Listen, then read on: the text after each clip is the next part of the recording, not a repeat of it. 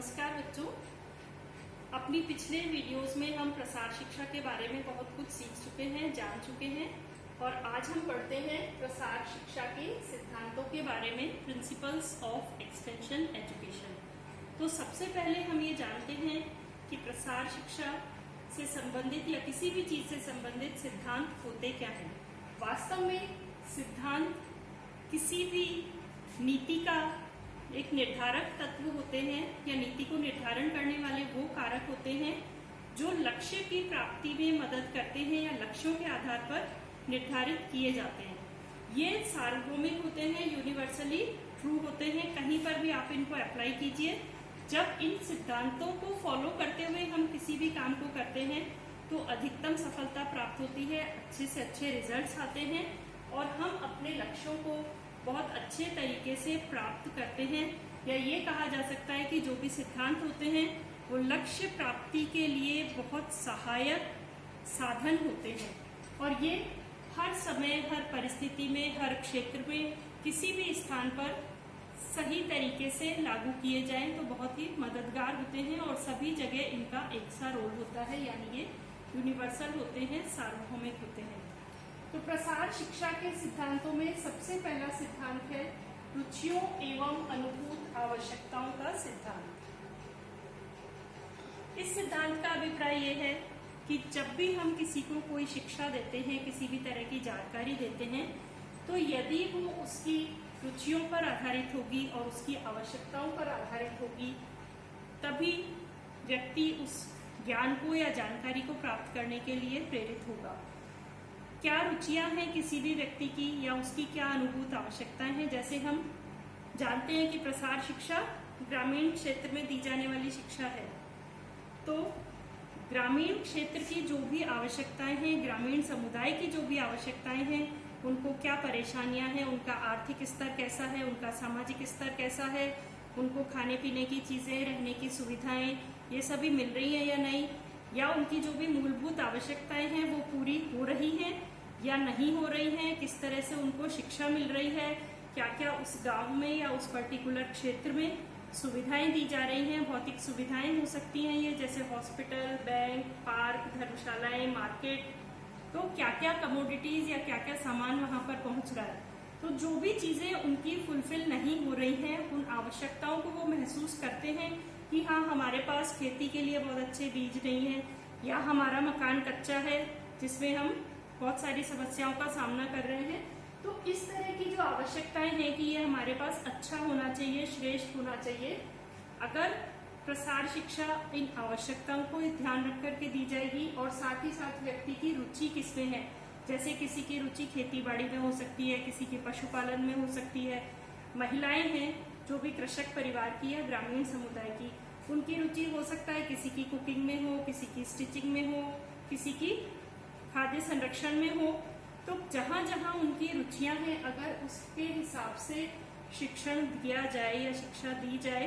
तो वह अधिक प्रभावी होती है। यह है इसका पहला सिद्धांत। दूसरा सिद्धांत है स्वैच्छिक शिक्षा। आप भी जानते हैं, अगर आपको किसी चीज को जबरदस्ती सिखाया जाए, आपकी उसमें रुचि नहीं है, आपके ऊपर थोपा जाए ज्ञान, तो आप उस ज्ञान को ग्रहण नहीं करना चाहते। आपको लगता है कि ये क्या है, जबरदस्ती से हमें सिखाया जा रहा है या हमको नहीं करना है। तो अगर व्यक्ति खुद ही स्वैच्छिक यानी वॉलंटरीली अपने आप ही किसी भी चीज को सीखने में या किसी ज्ञान को ग्रहण करने में इच्छुक है, तभी वो उस शिक्षा को प्राप्त करेगा या उन चीजों को सीखेगा। तो प्रसार शिक्षा यदि उन लोगों की इच्छाओं के अनुसार या जिस चीज को, जिस ज्ञान को वो प्राप्त करना चाहते हैं, उस ज्ञान को ही उन्हें दे या उन्हीं तकनीकों को या उन्हीं ट्रेनिंग्स को उन्हें सिखाए, तभी ये सही तरीके से दी जा सकती है।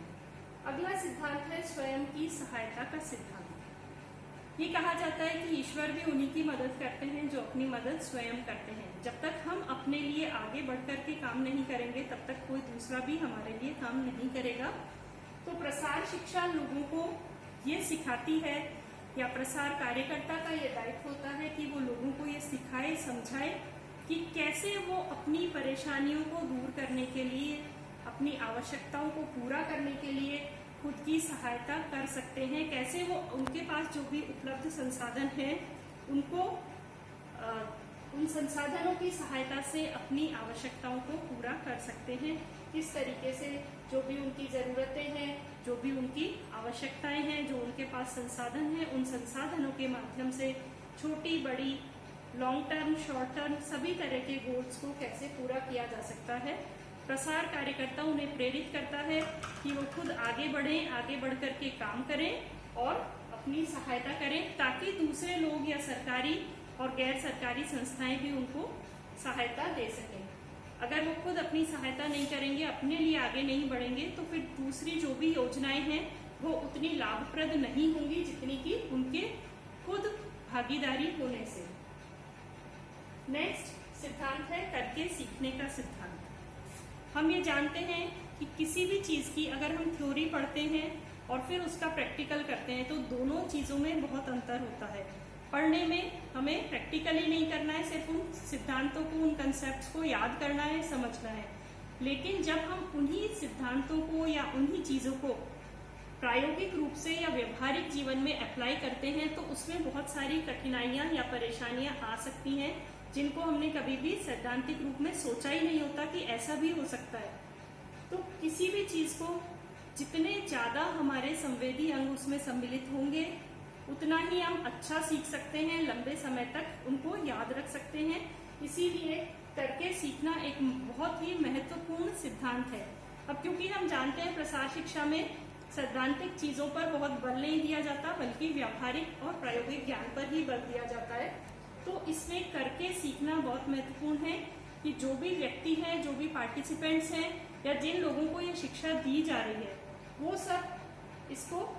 खुद करके देखें। कोई भी चीज़ आप सिखाते हैं, अगर आपने कुकिंग सिखाया है, आपने कोई डिश बनानी सिखाई है, या आपने अचार बनाने की कोई विधियाँ सिखाई है, या टोमेटो सॉस बनाने की कोई विधि सिखाई है अगर महिलाओं को, तो आपने विधि का डेमोन्स्ट्रेशन दे दिया या प्रसार कार्यकर्ता ने उसको सिखा दिया, लेकिन जब तक वो महिलाएं उसको खुद करके नहीं देखेंगी तब तक वो उस स्किल को पूरी तरह से नहीं सीख सकती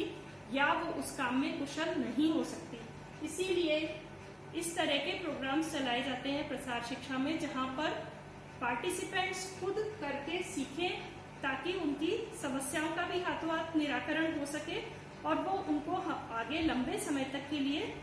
याद भी रहे और काम में भी आ सके, उनके जीवन में उसका उपयोग हो सके। अगला सिद्धांत है स्वावलंबन का सिद्धांत। हम जानते हैं कि अगर हम किसी भी दूसरे व्यक्ति पर निर्भर हैं तो हमारी ये निर्भरता बहुत बार हमें लाचार बना देती है, या किसी काम को हम करना चाहते हैं लेकिन दूसरे पर निर्भरता होने के कारण उस काम को सही तरीके से नहीं कर पाते। तो प्रसार शिक्षा स्वावलंबन के सिद्धांत का पालन करती है कि जो व्यक्ति शिक्षित हो रहा है या जिस व्यक्ति या जिस टारगेट ग्रुप के लिए हम कोई भी ट्रेनिंग दे रहे हैं या कोई भी शिक्षण कार्यक्रम चला रहे हैं, वो टारगेट ग्रुप खुद अपने पैरों पर खड़ा हो सके, अपनी आजीविका के क्षेत्र में हो सकता है या किसी भी कौशल को सीखने के लिए हो सकता है या किन्हीं भी संसाधनों का प्रयोग करने के लिए। जब तक वो खुद स्वावलंबी नहीं होगा, अपनी चीज़ों को खुद करने के योग्य नहीं होगा, तब तक उसका शिक्षण सही तरीके से नहीं हो पाएगा, या जो भी हमने कार्यक्रम चलाया है या कोई ट्रेनिंग कैंप चलाया है प्रसार शिक्षण के माध्यम से, उसका लक्ष्य पूरा नहीं होगा। तो चाहे आजीविका के लिए हो, चाहे घरेलू देखभाल के लिए हो, घर के संचालन के लिए हो, खेतों के लिए हो सकता है, उनकी जमीनों के लिए, जानवरों के लिए, बच्चों का लालन पालन, जो भी एक्टिविटी हम करवाना चाहते हैं या जो वहाँ उस पर्टिकुलर क्षेत्र की ज़रूरत है, उसमें वो अपने सभी संसाधनों का प्रयोग करते हुए खुद ही अपनी समस्याओं का निराकरण कर सके, अपना जीविकोपार्जन कर सके। ऐसी स्थिति बहुत ज़रूरी है और यही प्रसार शिक्षा सिखाती है। अगला सिद्धांत है सहयोग का सिद्धांत। हम सभी जानते हैं कि किसी भी काम को कोई अकेला व्यक्ति नहीं कर सकता, विशेष रूप से जहाँ पर ग्रामीण विकास की बात आती है या सामुदायिक विकास की बात आती है, तो उस गांव में रहने वाले या समुदाय में रहने वाले या उससे संबंधित जितने भी लोग हैं, उन सभी लोगों का जब तक पूर्ण रूप से सहयोग नहीं मिलेगा तब तक कोई भी एक्टिविटी, कोई भी कार्यक्रम या जिस विकास का लक्ष्य प्रसार कार्यकर्ता लेकर के चल रहा है या राजकीय या राष्ट्रीय स्तर पर हमारी सरकार ने लिया है और वो कार्यक्रम चलाए जा रहे हैं, उनके लक्ष्य पूरे नहीं हो सकते, प्राप्त हम नहीं कर सकते हैं। इसीलिए किसी भी समुदाय में जो भी लोग रहते हैं उन सभी का, चाहे वो किसी भी जाति के हों, किसी भी धर्म के हों, किसी लिंग के हों, किसी आयु के हों, कहीं पर भी कैसे भी उनका आपस में कनेक्शन है, तो उन सभी लोगों की हर एक कार्यक्रम में पूरा सहयोग मिलना बहुत जरूरी है। आप जबरदस्ती से किसी कार्यक्रम को नहीं चला सकते कि भाई तुम आ जाना, हमने ये ट्रेनिंग रखी है, हमने या ये वर्कशॉप रखी है, इसमें आपको ये सिखाया जाएगा। ऐसा करने से या उनकी रिक्वेस्ट करने से बहुत ज्यादा कोई लक्ष्य हासिल नहीं होते हैं। तो सहयोग प्राप्ति बहुत जरूरी है कि जो भी हम प्रोग्राम कर रहे हैं उसमें सभी तरह के ग्रुप्स का, सभी आय वर्गों का, सभी तरह के जाति समुदायों का, सबका पूरा सहयोग मिले, सभी का पूरा प्रतिनिधित्व हो, रिप्रेजेंटेशन हो, तभी कार्यक्रम सफल होगा। अगला सिद्धांत है अनुनय, अभिप्रेरणा एवं प्रोत्साहन का सिद्धांत। किसी भी चीज को अगर सीखा जाता है तो उसके पीछे बहुत सारी अनुनय या रिक्वेस्ट या परसुएशन होता है कि हम व्यक्ति को ये समझा सकें कि ये काम आपके इस फायदे के लिए किया जा रहा है, तो इसलिए आप इसमें आए, आप इसमें सम्मिलित हो। अब ग्रामीणों के साथ में क्या समस्या है, बहुत सारे निरक्षर लोग हैं, बहुत सारी उनकी रूढ़ियां हैं, पुरानी परंपराएं हैं या ऐसे अंधविश्वास हैं जिनमें वो पूरी तरह से जकड़े हुए हैं, जिनको बदलना उनकी सोच में ही नहीं है। दूर दूर तक वो कहीं सोचते ही नहीं है कि ये परिवर्तन भी हो सकता है। ऐसे में प्रसार कार्यकर्ता की जिम्मेदारी हो जाती है कि वो उन सभी को समझाए, उनसे रिक्वेस्ट करे कि अगर आप ये गलत परंपरा इस तरीके से चला रहे हैं तो इससे क्या नुकसान हो सकते हैं और हम कैसे इसमें धीरे धीरे परिवर्तन ला करके, कैसे अपने व्यवहार को बदल के, कैसे अपनी सोच को बदल करके और फिर एक प्रगतिशील समाज बना सकते हैं, या ऐसा समाज जो सामाजिक स्तर पर भी श्रेष्ठ हो और आर्थिक स्तर पर भी श्रेष्ठ हो, या उसका पूरी तरह से विकास हो सकता हो। तो अनुनय या रिक्वेस्ट बहुत जरूरी है, विशेष करके समाज के, समुदाय के बुजुर्ग लोगों से या वहाँ के जो भी लोकल लीडर्स हैं, स्थानीय नेतृत्व है, उसको ये चीजें समझाई जानी चाहिए। साथ ही अभिप्रेरणा और प्रोत्साहन। किसी भी व्यक्ति को काम करने में रुचि तब बनती है जब उसको किसी तरह का फायदा दिखाई दे। तो प्रसार कार्यकर्ता लोगों को ये प्रोत्साहन दे सकता है, उनको ये समझा सकता है कि आपकी आवश्यकताएं कौन कौन सी आवश्यकताएं हैं और उनको कैसे पूरा किया जा सकता है अगर हम इन कार्यक्रमों को सही तरीके से संचालित करें, या क्या क्या चीजें हैं जिनको सीखने से कौन सा ज्ञान है, कौन सी जानकारी है, कौन से उपकरण हैं, कौन सी मशीनरी है, कौन सी उन्नत तकनीकें हैं जिनका हम अपने खेतीबाड़ी में या दैनिक जीवन में, घर के संचालन में प्रयोग करें तो हम बहुत अच्छा अचीव कर सकते हैं, या हमारी आर्थिक और सामाजिक प्रगति बहुत अच्छी हो सकती है। हमारी जो समस्याएं हैं, वर्तमान की समस्याएं भी और भविष्य में जो उभर करके आ सकती हैं वो समस्याएं भी। तो जो शॉर्ट टर्म प्रॉब्लम्स हैं या नीड्स हैं और लॉन्ग टर्म प्रॉब्लम्स हैं या नीड्स हैं, उन सभी का समाधान प्रसार शिक्षा के माध्यम से किया जा सकता है। जरूरत है कि उनको लगातार प्रोत्साहित करते रहें कि क्यों हमें ये सब करना जरूरी है या इस चीज के क्या लाभ हैं, क्या फायदे हैं। साथ ही साथ जो लोग अच्छी टेक्निक्स को अपना रहे हैं,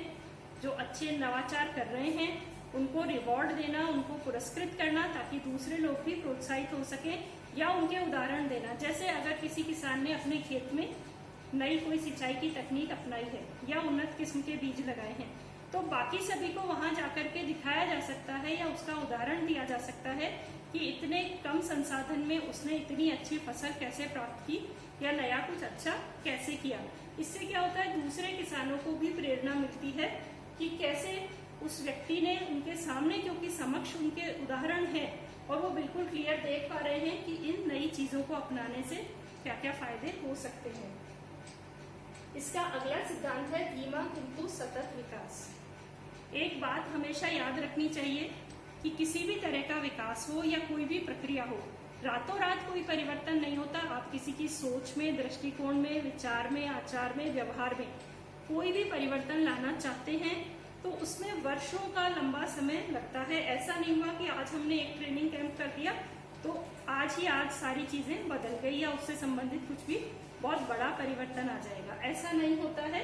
प्रसार शिक्षा या किसी भी तरह के शिक्षण में ये चीज बिल्कुल स्पष्ट होनी चाहिए कि विकास होगा, परिवर्तन होगा, वो